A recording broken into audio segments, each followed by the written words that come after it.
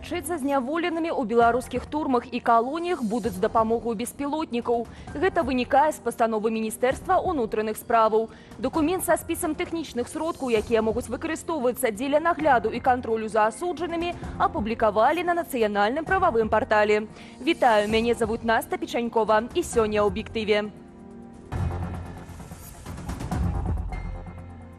Арменія дала палітычны прытулак яшчэ аднаму беларусу. Ці паўплывае гэта рашэнне на паглыбленне канфлікту паміж афіцыйным Мінскам і Ереванам? Лукашенко сам шмат спровокаваў Арменію, Арменія доўга не затрымалася за цэну.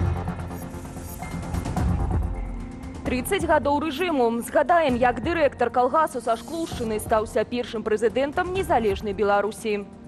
Он был действительно харизматичный тогда, молодой, симпатичный, что называется, усатый, с шевелюрой. Был очень популярен среди женщин.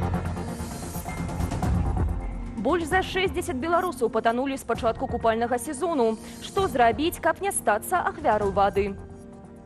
Не ныряйте на мелководье вниз головой, не распивайте спиртное. Объясняешь человеку, убеждаешь человека. Чарговы сігнал Менску ад афіцыйнага Еревану. Затрыманы ў Арменіі беларус атрымаў палітычны прытулак. Гэта ўжо другі выпадак, калі Ереван дае прытулак беларусам, экстрадыцыі якіх патрабаваў рэжым Лукашэнкі. Што сімвалізуе такі крок з боку Арменіі і якой рэакцыі чакаць ад афіцыйнага Менску? Андрэй Сульжыц. З-за кратаў вызваліць, палітычны прытулак даць. Такое рашэнне прынялі ў справе беларуса, якога затрымалі ў Арменіі. Рэжым Лукашэнкі пераследаваў Максіма Вайткявічуса за ўхіленне ад войска. Аднак вядома, што хлопец раней адбываў 14 сотняў арышту за ўдзел у пратэстах. Лукашенко, конечно, своим визитом у Азербайджан, своими словами, все, что он сказал на территориях, какие аккуратно Азербайджан по выніках войну долучил. Гэта ўсё, конечно, фактычна Лукашенко сам шмат спровакаваў Арменію, Арменія доўга не затрымалася за цэну. Напярэдадні лукашэнкаўская МЗС уручыла ноту пратэсту часова паверанаму ў справах Арменіі ў Беларусі. У Лукашенко асабліва няма варыянтаў, што тут адказаць, што тут зрабіць, бо што Лукашенко? Пачне падтрымліваць вайсковага праціўніка Арменіі, ён ужо гэта робіць. Таму, адпаведна, Арменіі далей будуць будаваць Лукашенко аплювухі. Лукашенко так асабліва акрамя цярпець яго няма варыянтаў, бо нават гэтую ноту яны ўручылі так вельмі асцярожна. Падзеі разгортваюцца на фоне крызісу ў стасунках паміж афіцыйнымі Менскам і Ереванам. Лукашенко пастаўляў зброю Азербайджану падчас канфлікту ў Нагорным Карабаху, не зважаючы на саюзніцкі статус Арменіі з АДКБ. Я заявляю, что далее не буду ездить у Беларусь, пакуль президент Александр Лукашенко у Беларусі. И увогуле заявляю, что с гэтага часу ніводзін афіцыйны прадстаўнік Армении у Беларусь не поедзе. Дэмарш супраць афіцыйнага Менску, дэманстрацыя намаганняў выйсці з-пад сферы ўплыву России, мяркуе эксперт з Армении. Армения взяла курс на дистанцирование от этого субъекта и его сателлита. И курс на сближение с теми странами, с которыми эта общность целей, интересов и ценностей есть. А остальное это уже этапы на этом пути. Подлила алей у агонь і сустрэча міністра замежных справаў Арменіі Арарата Мірзаяна са Святланаю Ціханаўскаю. Дачыненні паміж афіцыйным Ереванам і беларускімі дэмакратычнымі сіламі у адрозненні ад рэжыму Лукашэнкі цяплеюць. Это чисто прагматический интерес, потому что речь идет о 10-миллионном народе Беларуси, который борется за свои права, который страдает от этого засилия этой довольно-таки пошлой и кровавой диктатуры. Па выніках сустрэчы Ціханаўская выказала спадзяванне на працяг шчыльнай супрацы паміж Арменіяй і дэмакратычнымі сіламі Беларусі. Андрэй Сульжыц, Белсат. Ехалі на спаборніцтвы, а трапілі ў рэанімацыю. Міністэрства аховы здароўя апавяло пра стан пацярпелых у аварыі, што адбылася ўчора ўвечары каля Докшыцаў. Паводле ведомства, 3 непаўнагадовых у цяжкім стане адправілі ў Менск, яшчэ 3 у сярэдняй ступені цяжкасці ў Віцебск. Ува ўсіх дыягнаставалі чэрапна-мазгавыя траўмы, пераломы, рваныя раны. Аварыя з удзелам дзяцей адбылася на трасе Р3 Лагойск, глыбокая мяжа Латвіі. Аўтамабіль Volkswagen Passat не саступіў дарогі мікрааўтобусу, што перавозіў маладых спартоўцаў. У выніку чаго кіроўца і пасажырка легкавіка загінулі. 11 пасажыраў мікрааўтобуса, сярод якіх было 8 дзяцей, шпіталізавалі. Па факце здарэння Генеральная прокуратура завяла крымінальную справу.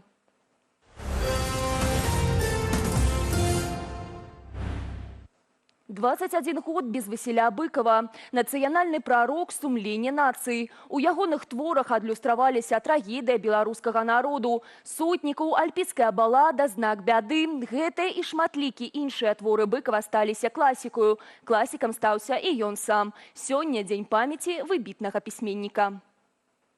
Я быў апошні, хто выступаў на грамадзянскай паніхідзе ў доме літаратара. І я привез с собой запись голоса Василя Владимировича. Перед своим выступом я попросил гукотехника в Доме литератора поставить эту запись и включить подчас моего выступа. Мне подавалось вельми важным, как на развитание с Быковым, что не только мы с ним развитываемся, але и он с нами. И прогучал его голос. Эта запись моего короткого выступа включена в эту книгу «Быков на свободе». И тут же включены вот та цитата, что прозвучала, я просто вам ее прочитаю. Голос Быкова, який гучав тоді під час поховання. І він відказує на питання, навіщо писати. Усьо ж, яще пакуль што можна чуць, што пішуць мастакі, ствараюць мастакі, але справа нават не ў гэтым. Нават калі нічога ніхто не пачуе, усё роўна наш абавязак творцаў — гэта тварыць, памятаючы, што ісціна ўсё-такі за намі. За тымі, хто выступае супраць, перамога, а за намі ісціна. Я не знайшоў іншага параўнання, іншага слова, як на развітанне сказаць: «Анёл пакінуў Беларусь, даруй нам анёл». Вось такое было маё містычнае адчуванне той містэрыі, якая адбывалася в гэты дзень у Менску. Такой колькасці людзей, якія прыйшлі развітацца з Васілём Владимировичем, я ніколі ў жыцці не бачыў і ніколі ўжо не пабачу. Сёння 83-я гадавіна нападу гітлераўскай Нямецчыны на Савецкі Саюз. Да гэтага Берлін і Масква былі саюзнікамі, шырока супрацоўнічалі ў розных пытаннях і нават паводле пакту Молатава-Рыббентропа дзялілі між сабой Еўропу. Рэжым Александра Лукашэнкі гэты дзень адзначае ўрачыста рэканструкцыямі, ускладаннем кветак і прамовамі. Гэтак і сёлета. Чаму пачатак вайны адзначаюць такім чынам і пра што маўчаць ідэолагі ды прапагандысты? То, яким чином яе выкарыстоўваюць, памяць пра ту вайну выкарыстоўваюць беларускія ўлады, гэта, на жаль, мае вельмі шмат такого характару палітычных маніпуляцый. Замоўчваецца старонкі супрацы паміж нацыстамі і камуністамі і фактычна іх супольнага размежавання земляў, калі пачалася нацысцкая агрэсія, то есть у першыя дні НКВДшнікі масава ліквідоўвалі турмы, асабліва гэта датычыла палітычна зняволеных. На фоне адзначэння Дня памяці і смутку Расія атакуе Харкаў. Авіябомба ўпала на жылы дом у адным з раёнаў гораду. Паводле мэра Харкава Ігора Тэрэхава, у выніку ўдары 3 паверхі будынку разбураныя. Прынамсі 3 асобы загінулі, яшчэ 37 пацярпелі. Сярод шпіталізаваных ёсць 2 дзяцей. Санэпідэмслужба абмежавала купанне ўжо ў 11 месцах Беларусі. Закрылі некаторыя пляжы ў Салігорскім раёне, у Жлобіне, Магілёве ды іншых рэгіёнах. Але вада пагражае не толькі інфекцыямі. Аб простых, але вельмі важных правілах паводзінаў падчас купання нагадае Марына Янович. Люди думают, что все что угодно может случиться не со мной, а с другим человеком. Бяды не прадбачыш. 13 чалавек патанулі ў Беларусі толькі на гэтым тыдні. А з пачатку купальнага сезону з 1 траўня колькасць тапельцаў сягнула ўжо 60. Основная причина несчастных случаев – это купание в состоянии алкогольного опьянения, и в частности в местах, которые не предназначены для этих целей, в запрещенных местах, в стихийных местах, местах, где, может быть, мало людей находится, людям кажется, что где-то более комфортно можно уединиться, но вместе с тем купание в таких местах, оно, конечно, весьма опасно. Вось толькі некалькі прыкладаў. 10 чэрвеня ва Ўшацкім раёне знайшлі ў возеры цела мужчыны. Глыбіня вады ў тым месцы меншая за 1,5 метра. 5 чэрвеня каля вёскі Астравок 1 на Гарадзеншчыне знёмну дасталі тапельца. 4 чэрвеня ў возеры Карпілаўскім у Жлобіне патанулі двое падлеткаў. Яшчэ адзін хлопчык загінуў у сажалцы ў Клімавічах на пачатку траўня. Адмыслоўцы нагадваюць, дзіця каля вады мусіць быць пад пільнай увагай дарослых. Тут должен работать принцип вытянутой руки, где ребенок, там и вы. Спасательный жилет, нарукавники, прочие атрибуты, они не являются гарантом безопасности. Гарантом безопасности для ребенка в первую очередь является мама и папа, которые находятся в непосредственной близости рядом с ребенком в воде и осуществляют ежесекундный контроль. Іншыя правілы бяспекі. Абіраць толькі прызначаныя для купання месцы, не заплываць за буйкі, не лезці ў ваду нецвярозаму. Алкаголь моцна запавольвае рэакцыі арганізму. Люди, которые употребили алкоголь, даже немного, и начинают нырять, они не смогут уловить тот момент, когда им не хватает мозгу кислорода, они проводят немножко больше времени под водой, и из-за этого они погибают, потому что они уже просто не успевают всплыть, у них отключается сознание. Зрэшты, нават і цалкам цвярозы чалавек можа пачаць тапіцца, калі, напрыклад, нагу скуе сутарга. У гэтым выпадку трэба рабіць эфектыўнае практыкаванне прафесійных плыўцоў. Натягивание носка на себя, носка ноги, стопы на себя сильно, и выпрямление коленного сустава.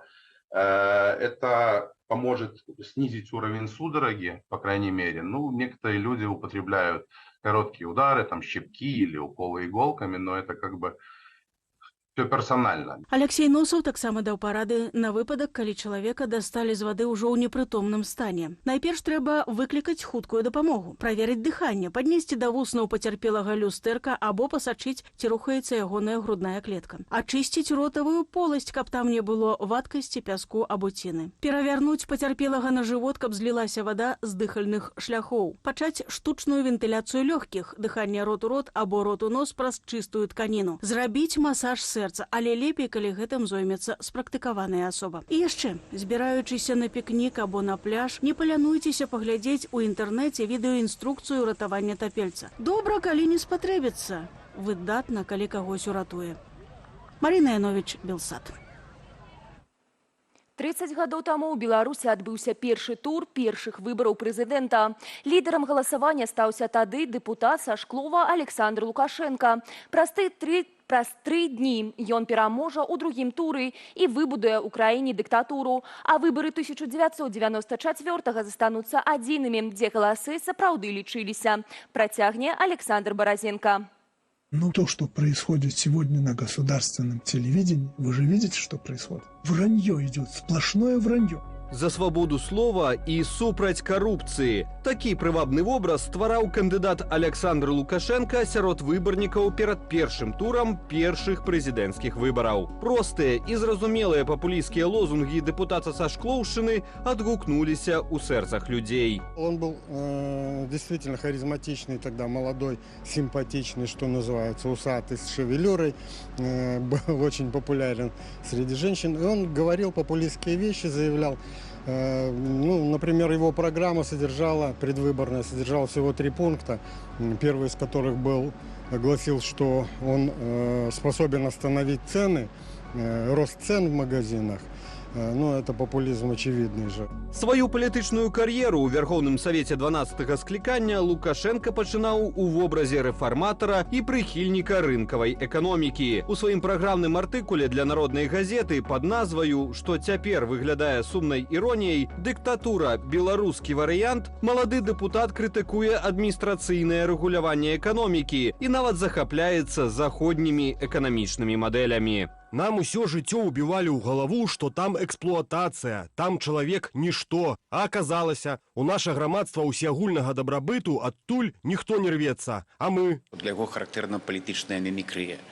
До 93 года ён у Верховным Совете по большасці пытанняў галасаваў так, як галасавалі дэпутаты ад фракцыі БНФ і парламентары з дэпутацка-дэмакратычнага клуба. Былі 3 гады, калі быў попыт на апазіцыю, і Лукашенко быў апазіцыянерам.